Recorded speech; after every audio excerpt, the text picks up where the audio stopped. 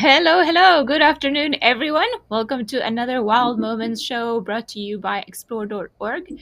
My name is Ellie, and today with me, actually evicting me from my usual place, is my friend Taylor, joining us Hi, on the show everyone. today. I So, didn't what are quite some evict stories? you. I mean, if we were birds, you'd be a cuckoo. Let's just, start with that funny, nerdy joke for the day. Alrighty. Seems like this week has been quite active on the cams, and I see that we've got a lot of people saying hello to us, Taylor. So Susan Mesner, yay, Ali and Taylor. Oh, I'm a little bit worried because it might get loud. Taylor and I actually had to go in different rooms and put a wall between us just in case. Wait, I'll Rolling show Trouble. everyone. Yeah, that's me on the other side. Hi, everyone. Come on I here. don't know how technology works. Oh, it's reversed. There she is. Oh, there's Tucker. Hi, Tucker. There's Tucker also. He wants to learn all about the animals today. He also cannot decide if he wants to be inside or outside. Rolling Trouble, hello from Washington State. Cindy, hello everyone. I hope your day is good. Afternoon from a 6-degree UK. Oh, that's very cold. Looking forward to the show. Suki V, Gemma, hello and good day to you. And Dia HNC, good morning for me. Excited to see the show. We're also very excited. I've sort of heard about what highlights we've had this week, and they seem quite good. And Zygote, I still remember her fall in Kenya funny moments. Taylor, that's obviously you. Yeah, I haven't slipped up to that degree for a very long time, but like rainy season is starting soon, so I'll keep you all posted. On that note, should we focus on on what the animals have been doing this week, and then just go have a look at our first clip for the day?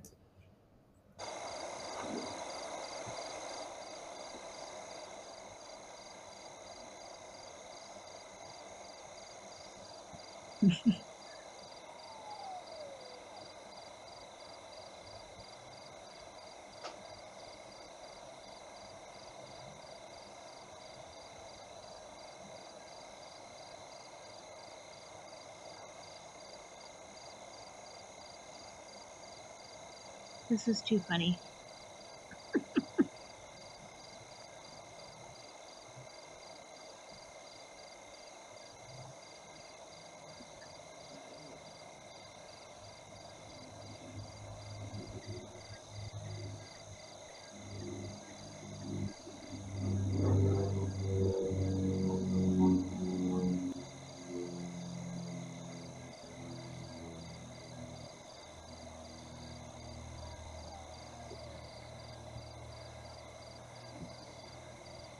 I love the way they jump. Look at that.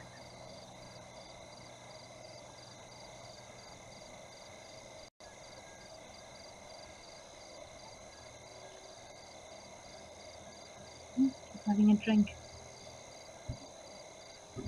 That's very funny. Well, if in case you're wondering what this little creature is that is jumping on and about on the screen, although it looks very much like a tiny little kangaroo, it is not. We don't get kangaroos here. This is a spring hare.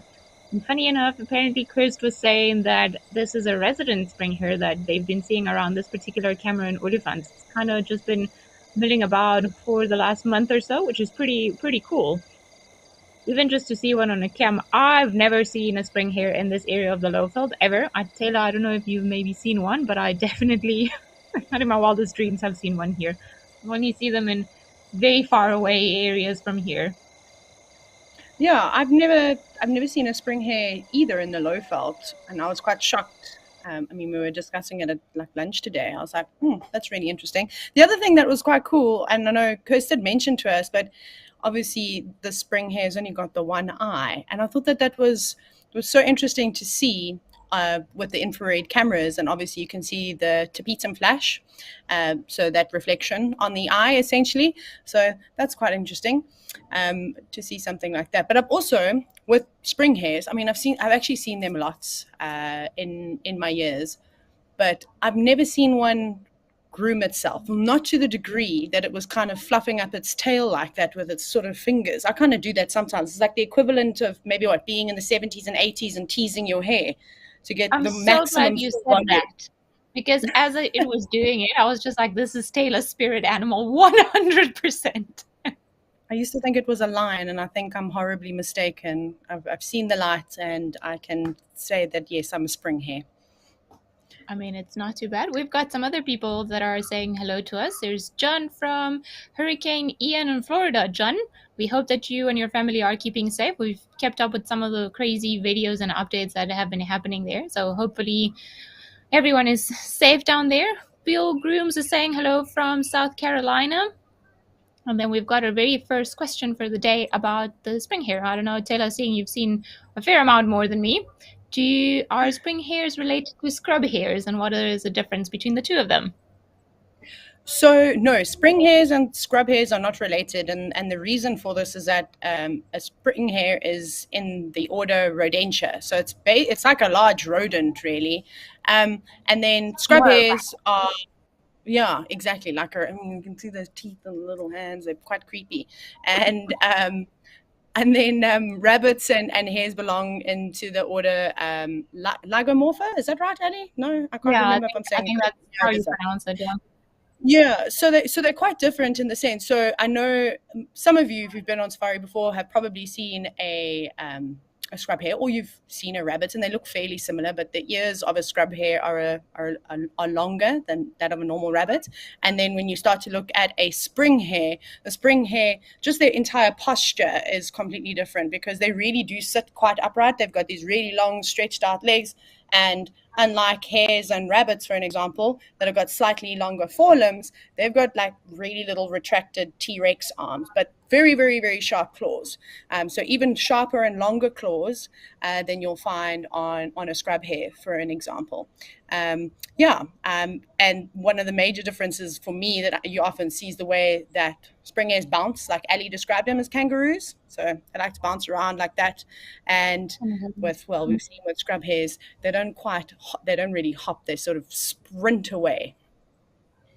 Well, yeah, and in that sense, talking about the claws, I don't know if you've ever witnessed this or if you've ever seen an interaction between spring hares and predators, but Kim is wondering what predators spring hares have got. And I mean, you can think of pretty much any of the cats will happily eat a spring hare. I suppose wild dogs, if by some reason they happen to come across them during, the early hours of the day or late hours of the day. Couldn't even think of it. So I don't know if you've ever seen something eat a spring hare. Have you been lucky? I No, would imagine leopards feast on them quite often. Caracals, yeah, searles. I think Caracal would be a good one. So the only place that I've really spent a lot of time with spring hares is in the Eastern Cape of South Africa. So there's plenty of them down that side, and there's not, you don't very often see many leopards. So like in that area, definitely Caracal would be a huge threat. Maybe owls as well. Some of the bigger species of Oh, owls that's a could good one. potentially catch them as well. I'm sure they would. Jackals, Yeah, definitely think jackals. that a jackal wouldn't pass up the thing. But Ali, it actually reminds me, I had, well, you know what we are like when we are young and naughty and that type of thing, and we don't know any better. But a friend of mine used to have a farm just outside of Port Elizabeth, and we used to go quite regularly. And one of the things we do is we go out at night and we'd shine a spotlight, literally just looking for anything because we were teenagers and we couldn't sleep. So we used to see lots of spring hares. And what happened was is that one of the dogs got off of the back of the car and started chasing the spring hare. Obviously, we were all now frantically calling the dog back and trying to run after it in the middle of the night. Luckily, not a big 5 reserve, just a normal farm. And thankfully, the dog didn't injure the spring hare at all. But what the spring hare did is it dived down into one of the little burrow systems and it started screaming. Like it really sounded like something was being killed, but it wasn't that. And then I've obviously read into it that that's actually one of their anti-predatory behaviors. Is not only will they scratch furiously with those really long claws, especially on their hind feet, but they will also let out a huge shriek in hope to, I suppose, deter the predator, let it go, and then it can run off. Kind of like what frogs will sometimes do, frogs and toads. So they are actually like banshees. They're just going to scream and Yes, shout just to see if they can just make the predator panic and go away. That's that's interesting. I've exactly it. seen sort of leopards in Wangi in Zimbabwe also go after them, but like without success because, as you were saying, they're actually pretty quick. And I've never heard them squeal, but also like I don't think the ones I've seen have been in such close danger as the No. one that you were describing. So, JJ, you're wondering how big they are, if they're the size of a rabbit.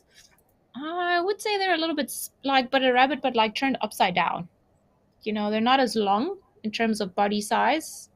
Because they obviously sit on their back legs. Or do you think they are bigger, Taylor? I think they're about. They're quite tall. I think that I'm pretty sure that they're taller than scrub hares. So Yeah. from what No, but I was saying it's from what like the length. If you just turn it the around and then you put it like height yeah. wise, then I would say Yeah. they're So if about you the take same. I don't know if a this is ruler making and a sense. half and you put it together, that's kind of the height of a scrub hare. But like Ali's saying, that's not even it stretched out. I reckon if it learned how to stand upright on its back legs, it'd be probably as high as my knee. But that also depends on how tall you are. But yeah, weird creatures. Maybe we should do an experiment one day and get Tucker to see a scrub hair.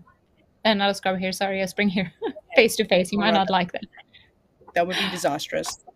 Yeah, that's quite interesting. Taylor, Mindy says that she is very glad to see you, so that she's happy that you could join us on today's Wild Moments show.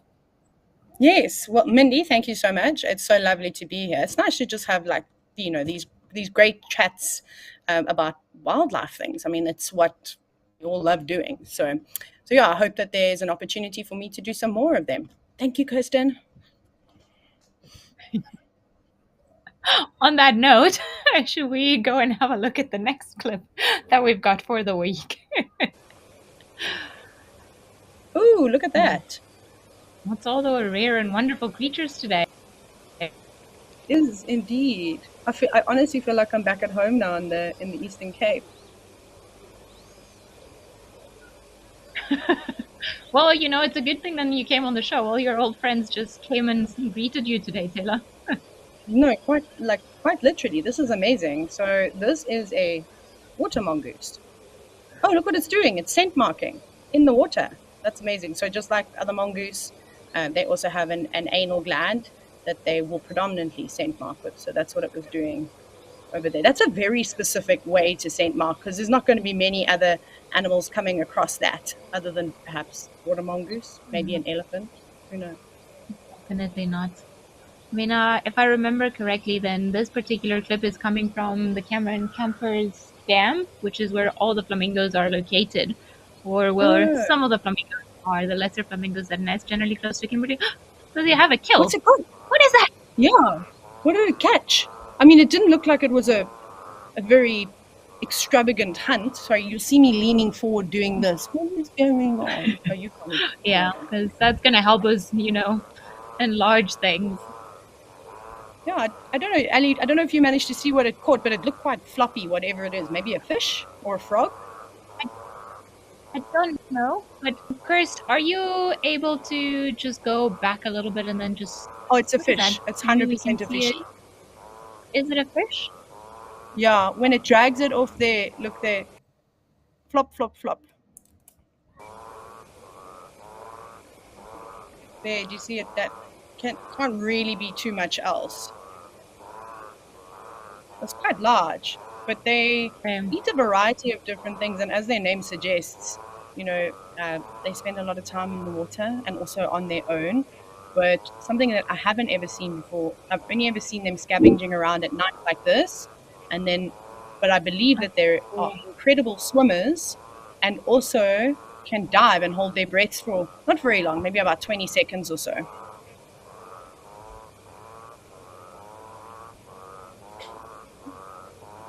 Yeah, I mean, you've just answered John's questions about them being able to swim, and then Mary, marsh or water mongoose is the same thing as far as I know. We just call them by different names. I mean, just many days we don't get to see them a lot in this area where we're at, but this is a pretty cool sighting. I mean, and also just to see it there with the kill, and I think even it's quite a pretty rare sighting for the camera up in the dam. So it's not something that you see all the time. Which is pretty, just to show that if you leave a camera there for long enough, all the rare and wonderful creatures are going to come outside. The contribution, very elusive ones, because we all talk about the lions and the leopards and so on being elusive creatures in certain areas, but then we forget about all the tiny little things. And I was even commenting, saying Taylor earlier on, try to read up about spring hares a little bit because haven't dealt with them too much. And funny enough, in all the big reference guides that I have, there are no hares. There's nothing about hares. There's nothing about mongoose. So that's interesting. So just goes to show that there are certain smaller animals that we actually don't really know much about, and then think this cameras then provide us with a good insight into everything. Mandiel, you're 100%. saying that you didn't know was such an animal as a water mongoose. Indeed, like that's just proves that there are lots of, and there are plenty. We just sort of tend to concentrate on the bigger, better one. So I think may have something that become we frozen. do, yeah, a little bit, but something that we do see a lot of, Ali, and I'm sure you've seen. I don't know how well you're all going to be able to see this, but if you look, that's sort of the track that you can see. I'll get it up to you can kind of have a look there. It's a really interesting mongoose track. It kind of reminds me of a water monitor track without the scales that you would sort of typically see, and it's actually quite a big foot, and the toes splay out quite well. So this is typically what most guides have actually seen their entire lives, is they'll just see the tracks from this animal, and then also some droppings. But like mongoose, they make latrines and they'll leave droppings in a similar sort of area, and then you can kind of decipher which species it is, because they're going to be eating a lot of crustaceans and fish and that type of thing in comparison to the other mongoose species. Yeah. Sorry, I want to apologize. There are some children not too far from me that are making a bit of a noise. So if you hear that, everybody's fine. But there seems to be a brotherly fight going on. Hopefully, it'll be done soon. Rolling Trouble, you're wondering, is spring hares made like rabbits? In I think I'm gonna need more clarification, but I would say in essence, yes. Thank you, Taylor, for all the visuals. We appreciate them. But yeah, it's pretty much like like rabbits. I don't know. And I don't know how they've got these little I mean, I hands. would imagine no, like obviously hands are not going to be involved in the process. Teeth potentially, tails out of the way. I actually don't know. That's quite interesting. But yeah, I would imagine it's very similar to most of the animals. I was going to say something else, and now I've lost my train of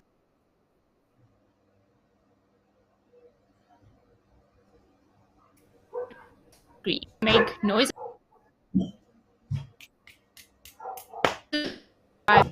that you were saying, screaming, just to disturb predator attacking.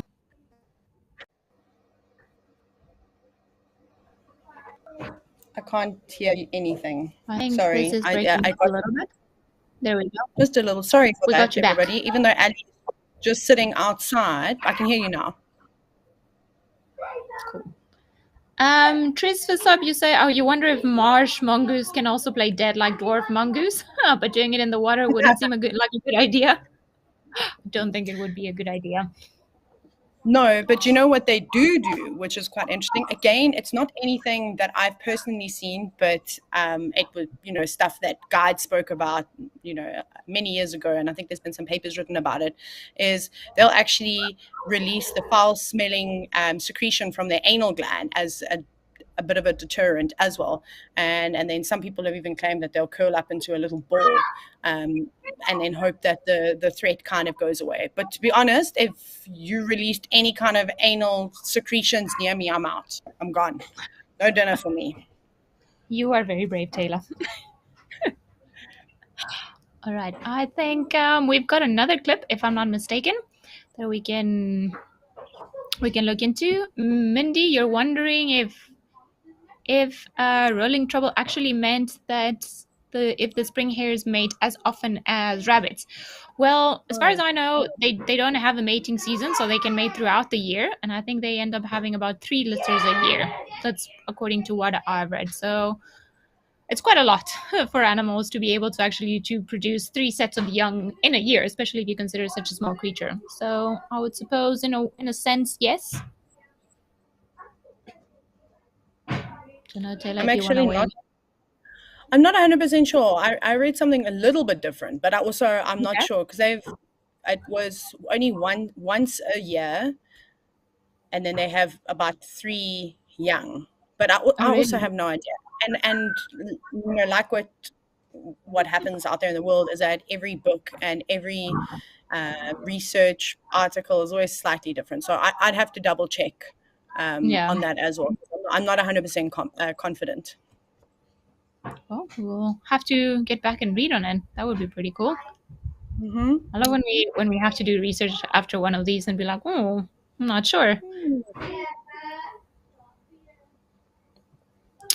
Chris, should we go see the next video that you've got in store for us for this week? Oh, hello. Yay! Oh, that's so tiny. Yeah. Oh, Oh my shame. goodness. It's very wobbly on its feet. Very wobbly. Ooh, And is that the it umbilical cord? kind of looks like it, doesn't it? Still Yeah, attached. So I think we're that's looking in. at a brand new Ellie. If I'm not mistaken, this particular clip we're looking at comes from the Encoro camera. And I think it could have it could be, a cross-border baby. Maybe it was born in the Kruger and then came into the Sabi San, or was born in the Sabi San and then is going to go all the way to Kruger. But it Wow, does that look is. like its umbilical cord still attached. Yeah. I was just checking to see at the back of the female's legs. I don't see any staining, or it doesn't look like, or maybe when she turns now, we'll be able to see it better. Like, I can't see any prominent wet marks. Oh, a little bit, actually. I There mean, seems to be a it bit of a could be just dark a couple. shadow. Yeah. So maybe it's, I mean, I'm just trying to, it's very difficult. Yeah, there's definitely staining and wet behind her back legs. Now you can see as she turns quite a bit. Sure, wow, that thing is probably only a couple of hours old. Yeah, if Maybe anything, I more mean, like I would push it to like a couple of days, but you think a even couple of then, days? I mean, I would push it to like a day and a half That's that's so tiny. at most. But I don't think it's more than that. I mean, just look. No.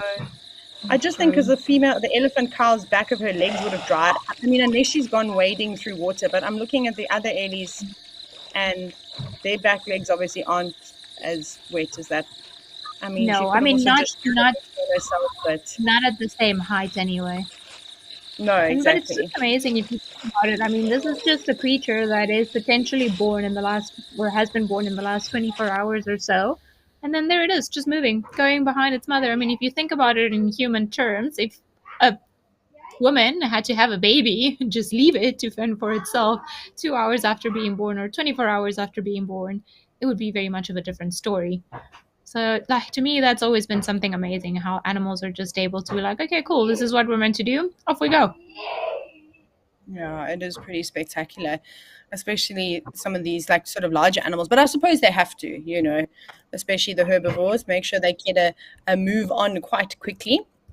Otherwise, Yeah. oh, unless you live in a burrow underground, then it's a slightly different story, with the hyenas being the exception, of course. Um, they're pretty kitted out when they're born, and although they're pretty helpless, they're not as helpless as something like a little lion cub, at least, or a leopard cub. Elephants, wow. Have you ever seen an elephant giving birth before? I've never seen anything give birth. Like, it's the one thing that I haven't seen. Unfortunately, I've seen a lot of things die, but I've never seen the other end of the spectrum. So I'm always there either too early or just, a few minutes too late to see anything being born. Like, I've never seen it with my own eyes. Obviously, like, I've seen it online in documentaries and so on, but I've never seen it with my own eyes. I don't Okay. know. I've also, It's yeah. not happen. Yeah, AG, maybe wondering. Impala. No, Sorry. well, I mean, maybe this will be the year. I mean, last year also, like, I was desperate to see Baby Impala. Everybody saw Baby Impala before I did, and I've been the one that since October, and I was like, I just want to see a newborn. And then it took me ages. It's just the way, it's just something you want to see that happens. So we've got a question from Gigi. She is wondering if animals have birth complications. I mean, yes, they can. It can happen. It's rare. It doesn't happen all that often, but it can be that something gets stuck in the birth canal. I've seen it, funny enough, with giraffe, where somehow either it's a stillborn, and it was, I remember it was actually a pretty horrid sighting. There was this giraffe that tried to give birth, and I think the baby was either a stillborn or died in the process, and then this baby giraffe was just hanging outside the mother for days. And then eventually hyenas got to it, and I mean, I think maybe Maybe they wanted, maybe she felt a little bit relieved. But I cannot say, or and not in my experience, that it's something that you see often happening with them having like really bad complications when giving birth. I don't know if you ever had an experience seeing one of those. I've seen it with blesbok, which is a type of antelope species, and I've seen that quite a few times where unfortunately it was a breach, and there's very little that the adults can do, and sometimes quite often the adults will die like that unless a predator comes along and I don't know, can I say help the situation out a little bit, because that wouldn't be very pleasant at all. Then the other thing that I have seen, and it happened many, many years ago, was with an elephant where we came across this elephant cow and she was in the process of giving birth, and we kind of just saw the last end of it, but the baby never stood up. There was no movement or anything like that, and you can imagine how frantic the cow was. She was trying to lift it up. It was an amazing sighting to see, because you start to realize how intelligent elephants actually are, and we, even though we know they're really intelligent, but she was trying to help it stand up, and then once she realized she wasn't alive, she dragged it off the road and she started covering it with leaves. Really, really strange, but she wouldn't leave its That's really side. Eventually, yeah, eventually we had to encourage the cow to move away, and we actually got rid of the carcass, because for it was about I don't know, 3 or 4 days she was just standing there. She wasn't feeding, she was clearly mourning, and we didn't want her to put herself at risk now and become dehydrated and all those kinds of things. So we had a look at the fetus, and it looked very poorly developed. The feet looked so strange, and I don't know if it's just because they hadn't developed properly. So I'm not sure if she had like a miscarriage, and it was just too early, because it was very, very small. So, but again, not 100% sure. It would have been really nice to have had a vet with us at that moment to just give us some better, accurate, more accurate insight. Well, that actually reminds me, there was at one sighting, when you say miscarriage, I remember now, an experience with that Tristan, one of our colleagues, had with that female elephant Fang, and then he was convinced that she was having the vehicle, and then she first went around, but there was no aggression. There was a bull around that was a bit too curious, which she wasn't enjoying, and then she sort of like was next to the car, and then he could just sense that something wasn't well, and she was heavily pregnant, but then when they saw her next, there was no baby with her. So he suspected that maybe there was the stillborn, or she had a miscarriage, or something just didn't go the right way. Going back to, I see we've got another question from Top's questions answered. You're wondering if elephants have a pouch in their mouth they store in like a flask. Not really. They have to drink daily, so they don't have a way of storing water. I mean, they put it in their trunks, and then they just put it in their mouth, and then they drink like that. So they don't put it in their mouth. There's nothing like in their mouth itself where they can carry water and then just drink that throughout the day. Don't know if you want to add anything else, Taylor, about birth No, or water drinking. No, I think no, I we think we might covered just have time for one more clip before we have to say goodbye. So let's go and have your final clip for the afternoon.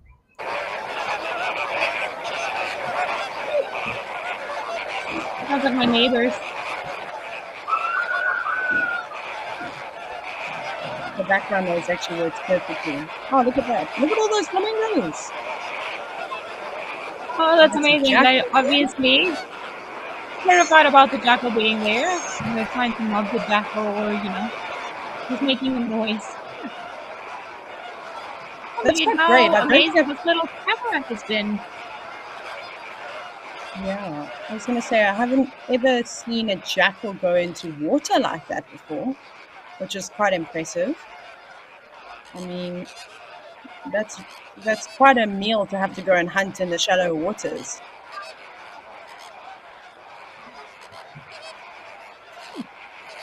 That is pretty Look at amazing. this.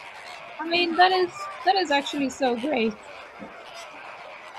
Well, the flamingos can't feel too threatened by them, because I mean they do have wings, and of course if they were that worried they could just fly a short distance.